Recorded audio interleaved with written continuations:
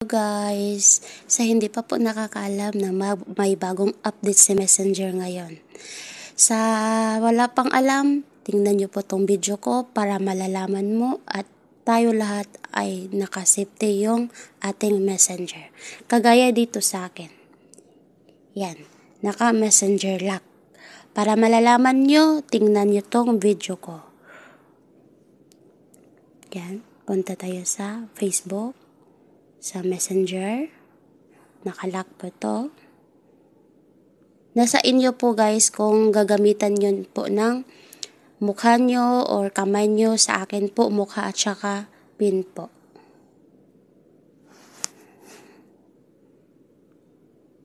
Wait.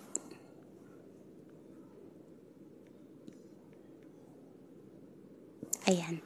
Dito puntahan natin tong tatlo na to. Tapos, sa settings po. Tapos, scroll up tayo. May nakikita kayong privacy and safety. Pindutin po natin. Ito po yung bagong update ni Messenger. I-update nyo lang po sa Play Store. Lalabas na po itong app lock na to. Itong bagong update. Naka-on na po yan sa akin. Ito po, pindutin po natin. Ayan, kailangan po naka-on na. Pili lang po kayo dito sa apat. Sa akin kasi ito po, yung after I leave Messenger.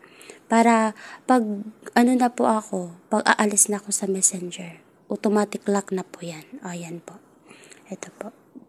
Ganito na po yung resulta ng ating Messenger. Yan.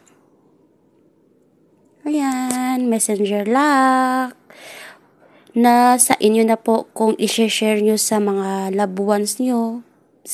Dalawa kayo ang may alam. Pero kung hindi, ikaw lang. Okay.